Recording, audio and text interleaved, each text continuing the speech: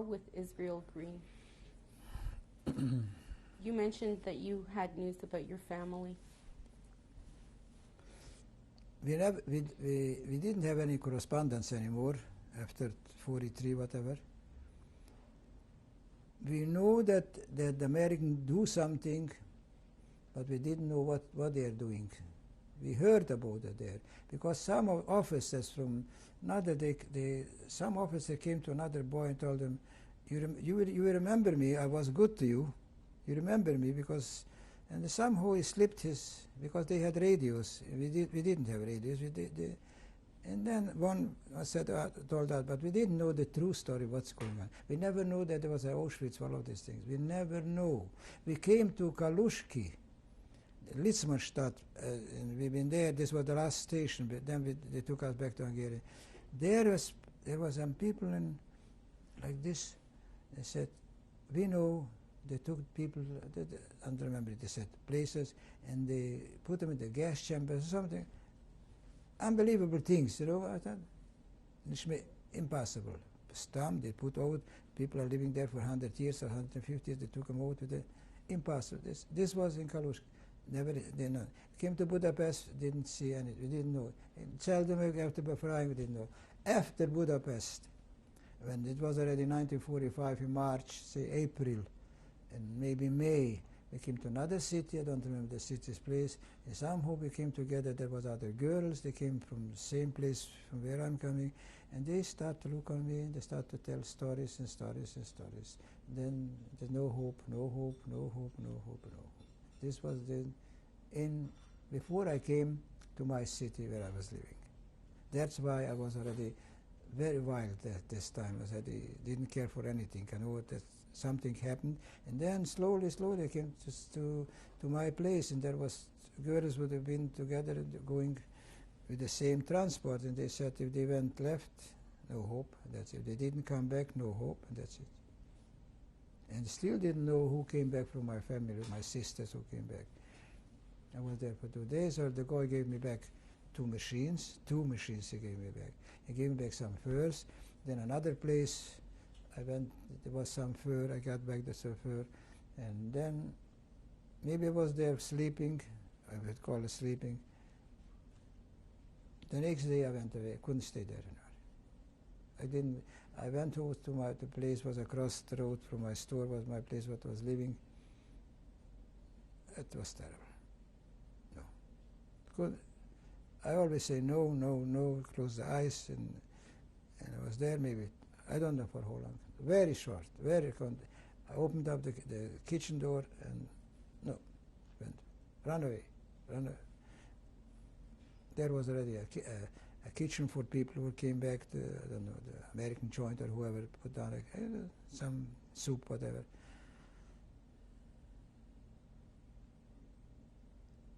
It's impossible.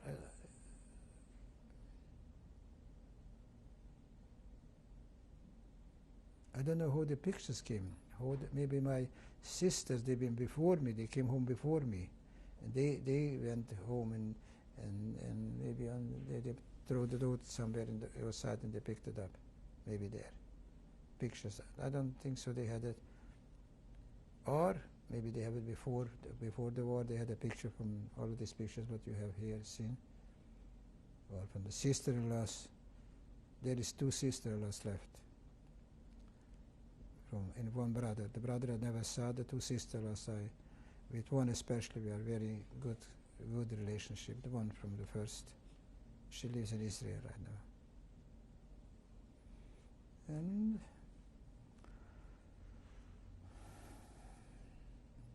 I came to Bayamare to my sister, the one who was living in the city. Her husband died on forced labor, and they allowed her to stay with her. She has a child, and she said she's kivételes, that means she may, under the Hungarian law was this time that if a soldier died, then they gave to the family different food, etc. And they considered her the same way because her husband died. But it didn't take too long, and then they looked for her. The gendarmerie, they wanted to take her away to concentration camp, but she was hiding in the Gentile places, and that's what she came back. That's what she's alive. She lives in Frankfurt in Germany. And to the end, they didn't get a penny from the Germans, not for the and the daughter that has already married children didn't get anything. Technical failure. Anyway. Then I came to Budapest. I couldn't stay as the village. I came to Budapest and I saw my two sisters, my wife and her sister was there. I know who they are from the same nearly street where we were living. They know who I am. So, they've been every day they went out to the train. If somebody is coming, hope somebody is coming. The train, people are coming and been hugging and kissing, but nobody came anymore. But they didn't know what the real story is. They know already the parents are not there, and they know already, but they still been hoping for the brothers. They left to Russia, did something. And we got married. I didn't have anything. She didn't have anything. She had less than I had. I had maybe, I don't remember what I didn't have much money. No, very, very little. I was saving 50 cents to 50 cents because a dollar was a god there. From there we went to Prague because I was Czechoslovakian citizen, so I better than in Budapest. Went to Prague as Czechoslovakian citizen, and been living there. And then I told you the story about how I came to Canada. Could you tell me again? Okay. Actually, what did you do when you were in Prague? In Prague, I don't want to look on anything else, just fur. In Budapest, I don't want to look anything else, just fur. There was in Budapest a black market to buy furs because what they robbed from Jewish people.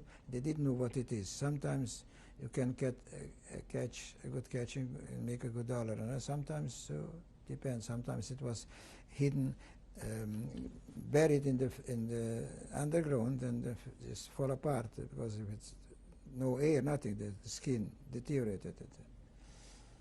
This was in Budapest, and came to Prague, and I started to be in the fur business as a broker, not at a brokerage firm. I heard this guy has fur, this guy has fur. Came into the shul, Altnai shul, because the oldest shul, you heard about the Maril Prague or the Lando. In the shul came a guy and said, you know fur? I said, yeah. So here's a guy from the States, Moshe Lebink. He said, he wants to talk to you. I don't think so that this guy ever davens. You know, he came to shul, not agreeing. So I said, my name is Moshe Lebink. I am just coming from Leningrad, from the auction sale. It was not an auction sale in Leningrad. This was in 1946, beginning of 46 beginning. And okay, if I know about fur raw somebody else, I told them there is two Romanian brothers or cousins. They have, in transit, they have raw skins. What do they have raw skins? I told them hamster they have, and they have martens, and they have what do you call iltis.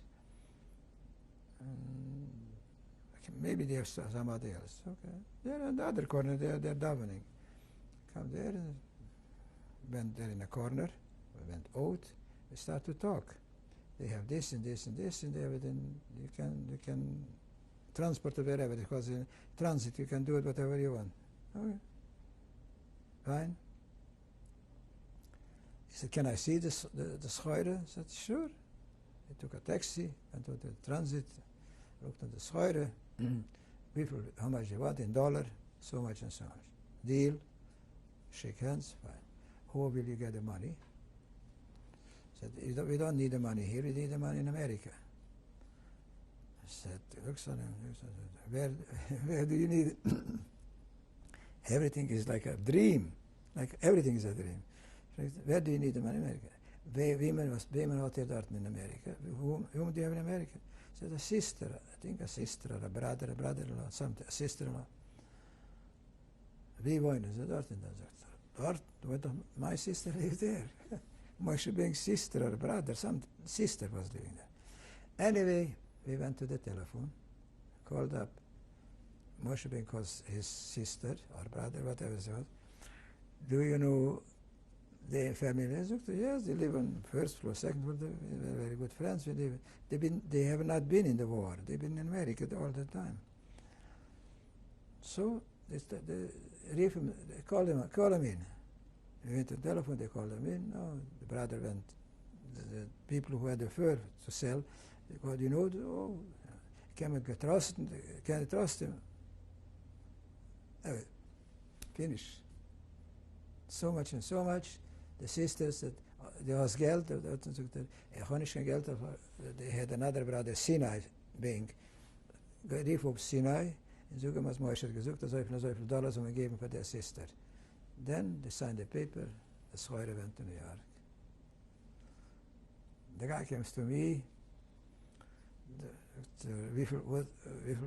how much do you want to make, commission, commission. I still stay here in Canada, in Prague, but not pieces. I know pieces from the fur. Before the war, I used to manipulate Persian parts in pieces, and I know all of this thing. Send me pieces. He said, in de zagalach niet schicken. I told him, I lost everything in the war. Okay, took my address. He wants to, I don't know. Up to date, I don't know why he wants to come to my place where I live. He comes, I took the taxi, he took the taxi, placed it. I'm there. Outside, a suburb of Prague, but not suburb like here. Mary was not even a year, I think, old. He looks at the child and said, and this time I want to go to Israel, because everybody went. Doctor, you want to go to Canada? So this is what I would like, because zorgt zich niet. So, ich muss das kosten. Zorgt zich niet. You understand? Don't worry. You know that 6 weeks later, they wrote me a letter from the consul, the Canadian consul in Prague wrote me a letter to my place that the visa is waiting for me. And the consul should bring my passport, and I'm ready to go to Canada. Could you imagine? He had a company, Winnipeg, Newman Fur. Newman Fur made for the Flyers vests, for the Canadian Flyers. It's not a big, it's just plain lamb's wool vest, or especially put a zipper here, there, I don't know. And he was buying for Newman too some furs. I don't know what kind of furs he bought for Newman this time when he was Leningrad. So Newman made an application, a special order in consul. Impossible. Special, do you know what I mean? Special order in consul. Special order in consul, money at Manitoba, for the consul in Prague, they should give to Green Israeli family a visa. You know, unbelievable. Unbelievable. Can you imagine all of these things? And with help of God, I had a passport, I had other thing. From all, I had already ready the visa. I had to go for the visa. I don't remember when this happened, but that's just an episode. I klapt in de tier. Klapt in de tier en het hart klapt schon. Toen Haberman kwam in. Green Israel, yeah. You borrowed books from the library? My sister-in-law, she borrowed books from the library. She didn't put it back. She went to London. What can I tell you?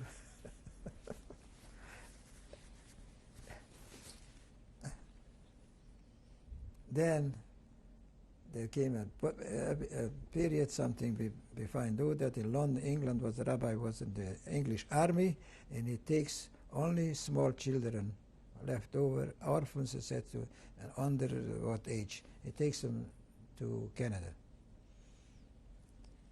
Put her back together.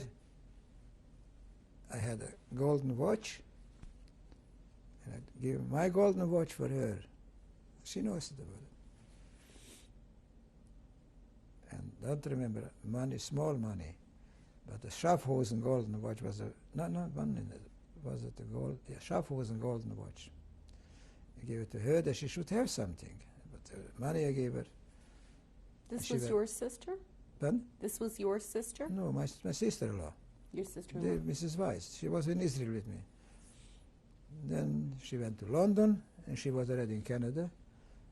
And then when we came to, anyway, we came to Canada. Before we came to Canada, I got sick from nerves, from excitements on my back. I started to hurt. I had to postpone the boat, and I had to postpone everything. But the visa was okay. Postponed, I think, for 10 or 2 weeks, 10 days or 2 weeks. I got the hospital doctor, they tried everything. The nerves too much, it was too much, you know. Then we went to Canada. We moved into Mrs. Lieb, on, you know where this is, in a industrial Lansdowne, Blue Lansdowne. Today maybe it's better. This time was industrial. She had Mrs. Lieb had there a grocery store.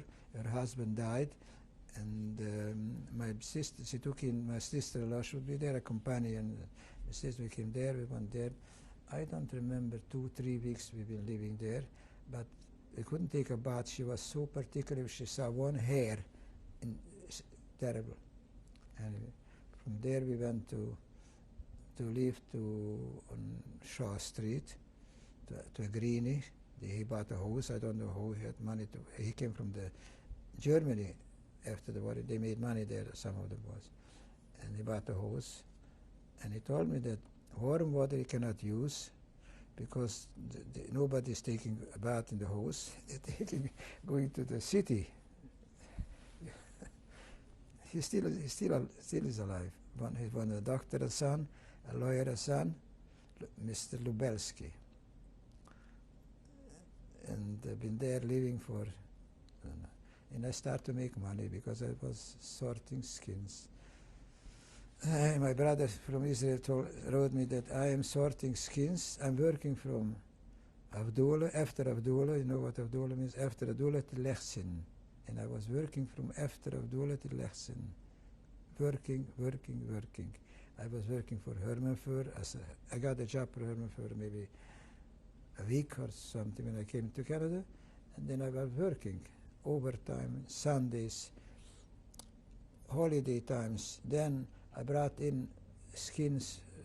I brought in to Hermanfur. And first of all, he said, we're going 50-50, then I take the whole thing, just take care of the factory. But whatever I make from the matching is mine, belongs to. And he was generous because he never had somebody who looked after a factory like I looked after his factory. Your father must know who Hermanfur, who Eli Herman. You know, once Greenspoon Brothers, they're a company, Roskins, they had wild minks, not farming, wild minks. They came to offer to Herman. I looked on the Roskins and do this and this. Looked Herman, hoeveel het is kosten? He couldn't multiply himself, so het best hoeveel skins, hoeveel beter zijn. Zoekt ze zie weiniger, less. Can you match us? Don't worry, jackets we can make. We have wild mink jackets, natural wild mink jackets. This is a vermegenwert. He gave me everything what I wanted, everything. Race, I never asked for a raise. But I was there for 7 years, I think. I made money with matching skins, but it's just, when I wanted to go away from in the construction business, he came out with me, the Cadillac came out. I don't know if I told us, he came out the construction business. This is nicht verach. He didn't say me do you in Yiddish, die. No. This is not for you. Für uns, das ist raff, wirkt sich stein mit Balmaluchas, was raff. Das ist nicht für ach, sagt er. Das sind sie eitel zu dem. Ja, das wird. Ich habe einen anderen, sagt er, morgen Sie friedlich mit euch reden. We came in, because his brother-in-law worked for him. For years, I decided to have Norwegfur. Norwegfur was the factory, and Hermanfur was the store. Norwegfur made one pocket and the second pocket, you understand? Norwegfur made bought the skins, he made coats, he made a profit, and sold it to Hermanfur, you understand? And in between, he could control the market that somebody came in, manufacturer wants so much and so much for a coat. He called me in, how much does it cost us, this coat? It costs so much in this. So why do we have to buy there? Here I know at least have a good coat and everything is made proper. Then he told me, he offered me Norweg fur. He is going to be 50%, I 25%, his brother-in-law 25%. Is good. Came home to my wife, said, I'm not going to do construction, I have headaches, I cannot stay in the sun the whole day. And I'm going to be, I was there for another 2 years maybe, or something like this. Then I said, enough is enough. My brother-in-law had a very good mail order business. I don't know if you know what mail order business. The catalog, I went into the mail order business. I was 4 years in the mail order business and didn't make little, very little. The last year we made a sandwich, but I didn't owe to anybody. Richardson Bond from own right, I paid $12,000 for the catalog, 400,000 catalogs myself. And I paid for the post office $8,000 a certified check for postage, 2 cents cost one catalog to mail. For my directories, I don't remember how much it was for the names, what they gave me the names. It didn't help. Then I went into this business, and thanks God. This is the end of it. And what are you doing now? Working.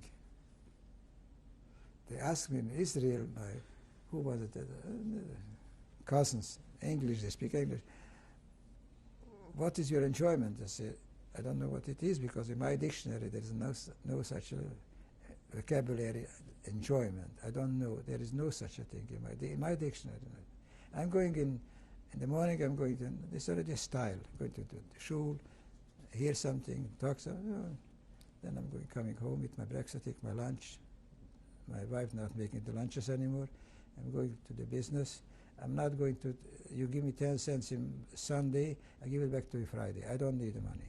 Not for a coffee, because I'm not going to spend $1.10 for a coffee. My son will big coffee, $1.50, Horton coffee, I don't know what. I am not like this, you understand? I have milk, and I have coffee, and I have sugar there, you understand? And there is about the building there, there's a little kitchen there for the girls, and the girls make, there's hot water, warm water, fridge there in, what do you call it, this, how to make fast warming up. We have it too here. I always forget the name. And this is my life. Why did you decide to do your testimony now? Pardon? Why did you decide to come forward with your story now? Why? Never talk to my children like this. Never. They know and they don't know. And I told you this. The pictures I didn't see for a very long time. Very long time. It has been in a plane, brought back. Somehow they was hidden. They don't, because it was hurting very much. It still hurts when I look on it. And I was reading today a letter there. It is too much, you know. And this, I want him to know. I want him to remember. I want him to know they will, I don't know how it will be years later. Just push a button, green, G-R-E-N or G-R-U-N. You know what I'm saying? The roots, from where am I coming? What was a film like The Roots? Was a film with this black guy. The roots. They know that we are not, as I told you, that we are not coming from a forest from Europe. We are coming from civilized people, and very civilized people. We have not been rich, as Fiedler and the Roots says. It's not a, what do you say? It's not a harp. It's not a shame to be poor, but it's not such. Better things too. They said, God gave us, you put us you put us you put us as a as a special. Maybe I don't know if he said that he should take another nation. Anyway, one thing, we came to Canada. Where a greenie comes and complains, Canada, this is not good, and this is not good, and this is not good, I can assure him the Canadian government will give him double what he brought here, and he tell him to go wherever he wants. Double. 3 times he wants to, he can make a deal with the Canadian government. 3 times. Don't say anything about Canadian government. Don't say anything. Free country, good country, and what can I tell you? When we came in here, all the societies, they were ready. There was a society for underpants, for underwear, for Tzeris and Sheikh, and for, you should see packages what they send to Prague, organizations, with colors what is from Abraham's times, with long this. Shirts, as God said, opheten, how they looked. I don't know, from where they got those shirts, I don't know. So here the societies, they thought, no, the greeners are coming, we make a society for shoes, a special society for shoes, a special society for jackets, a special society. The greener came in here, they could read and write, they know what electricity is, not the guy who blow the things, And whoever, it's a free country, a good country, healthy country, whoever is honest, nobody tells you when you come to the country, go to the police and say, where your name is, nobody asks me. But they know everything if they want to know about me. They know everything about me. If they want a credit, thanks God I don't ask for credit. If they want something, they will know everything. If I would have an accident, they have everything. I don't have, like, you come to Budapest, police, write your name, where you are, for why you are here, how you're going to stay, for how long you're going to stay, all of this. Nobody's asking here anything. I tell you just to finish when Jeffrey's bar mitzvah was, when George and Esther Hassan and my in-laws went there, and then my son was the master of ceremony. He said, Max, when he comes to the border, he brings always, his wife makes chocolate cookies for the children, for the grandchildren. No, there must be the bar mitzvah, not the wedding. Must be a Jeffrey's bar mitzvah, he said that. Then he comes to the border and they ask him, for how long are you going to stay? He tells them, it's your business. I'm not going to stay in your house anyhow. What are you asking me?